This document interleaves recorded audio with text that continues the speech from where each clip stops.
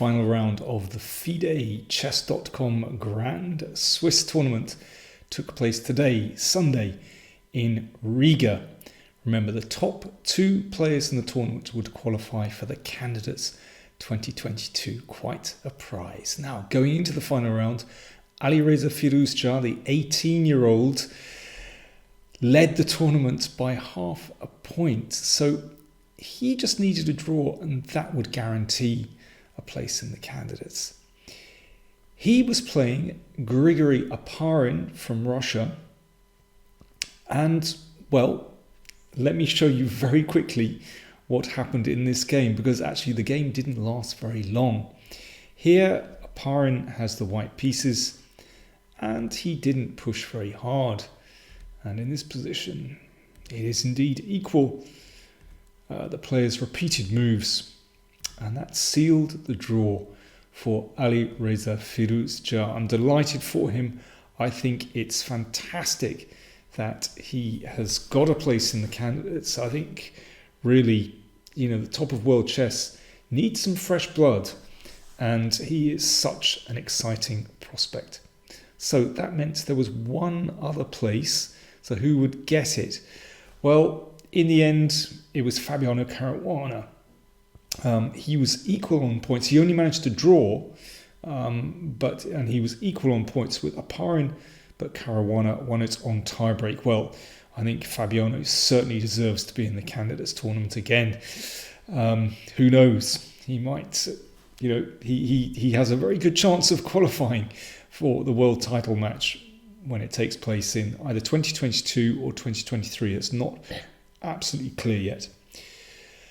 So as this final game of Firouzja was not the most spectacular, I want to take you through another of his games, and let's go all the way back to round 1, where he faced Nijat Abasov from Azerbaijan, he's a pretty decent opponent.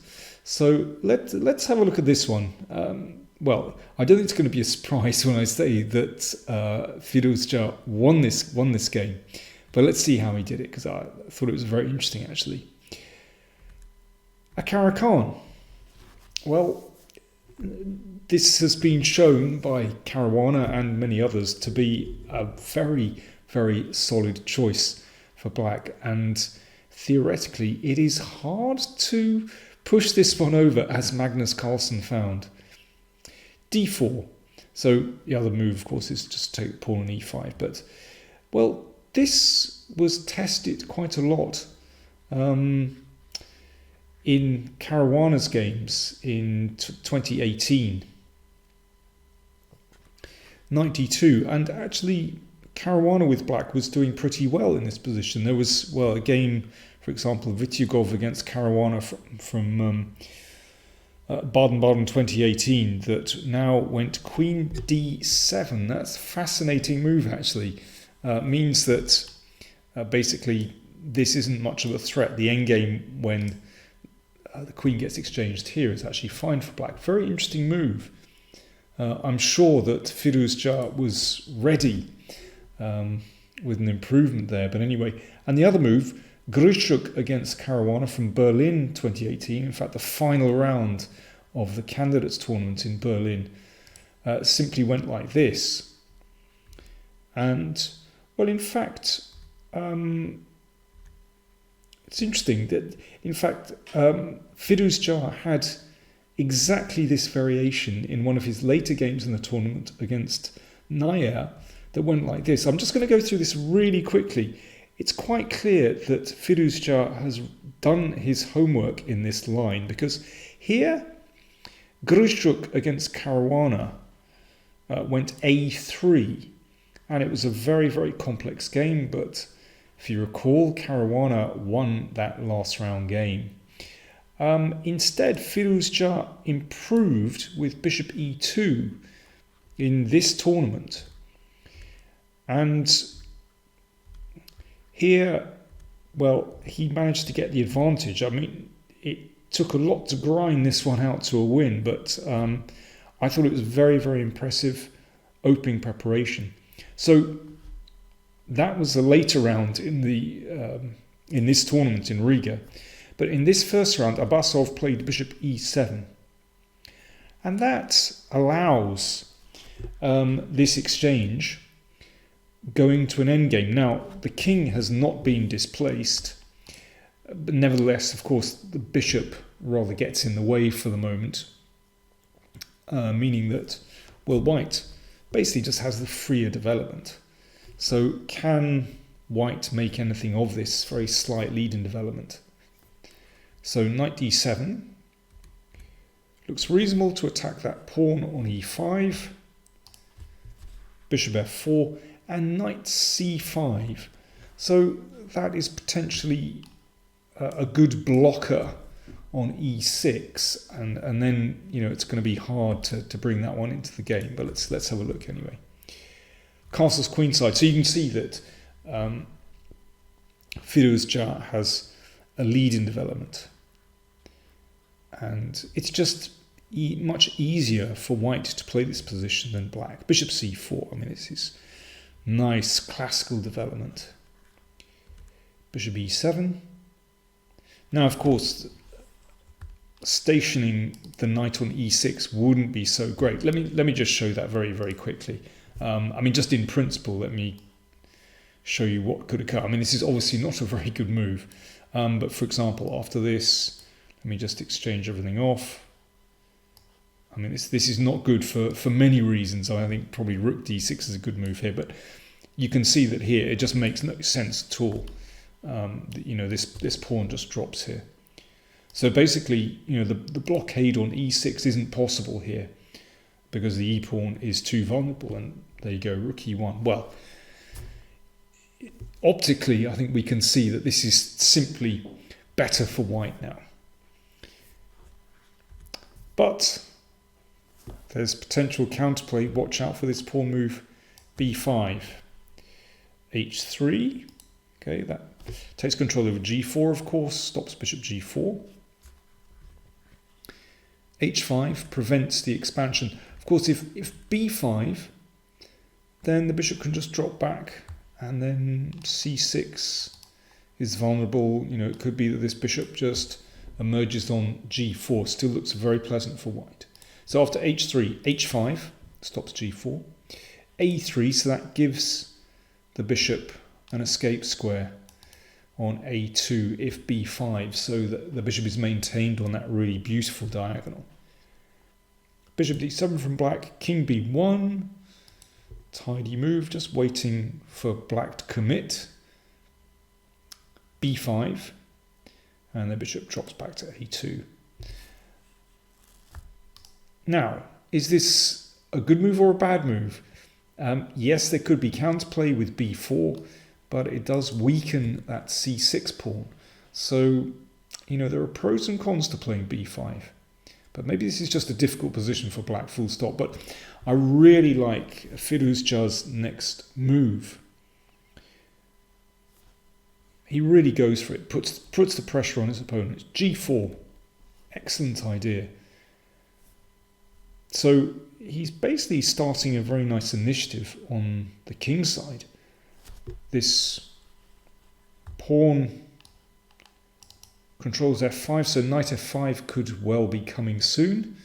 Well, not to mention just taking on h5 and opening up the king side. And of course, you know, if this is taken, well, this is in fact the game continuation, then you can see files start to open. After g4, I mean, b4 at least would give black a little bit of counterplay on the queen side. And then, you know, white has to think, how do you react to that? Do you ignore it? Do you exchange once? Tries to get a bit of counterplay, but, well, let's see the game continuation. H takes g4, h takes, and Abasov took on g4. And now knight takes c6. So, okay, just watch this. So this is just a bit of fun.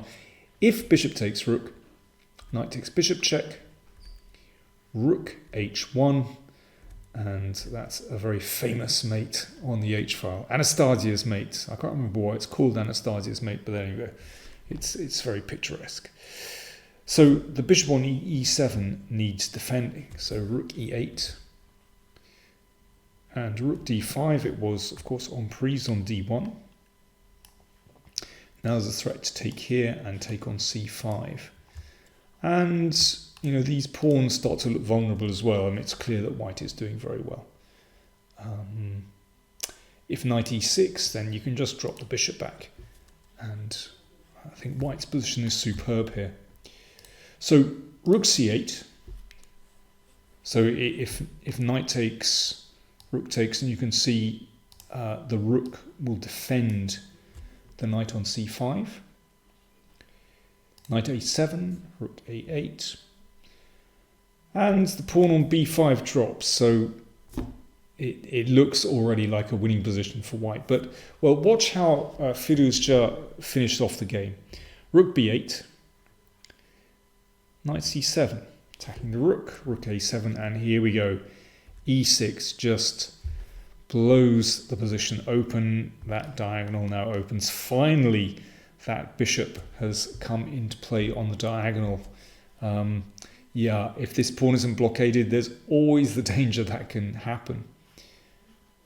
So if pawn takes, then simply knight takes pawn opens up the diagonal for the bishop. So rook a b7. Okay, this is a bit hit and hope, attacking on b2, but pawn takes pawn check. King f8. I mean, obviously, if that's taken, then there'd be a huge discovered check on this diagonal. Bishop e5, so that defends the pawn on b2 and looks at the pawn on g7. I mean, it's completely lost now. Whoops, that wasn't intended. So knight d7. And here, Firouzja finishes off in style. Rook takes knight, bishop takes, and rook h1. There you go. The king side has opened up, and that is a difficult one to parry. Well, let's just have a very quick look at this. Bishop a3. I should say after rook h1, Abasov resigned. But let's just have a quick look at bishop takes pawn, because it does give the king an escape square. But then rook check, knight d5 check, king here, rook takes. And that is just way too much for black, just losing so much material in that position. So anyway, once again, you know, I'm delighted that Alireza Firouzja has qualified for the candidates. Just 18 years old, and I think it's going to be very, very exciting whenever that tournament takes place, which I think will be next spring, maybe next May. I'm not sure, it hasn't been announced yet. Let's just have a quick look at who has qualified for the candidates so far. We have, well, the World Championship match runner-up will take part in the candidates, so that'll either be Carlsen or Nepomniachtchi. And Rajabov is playing.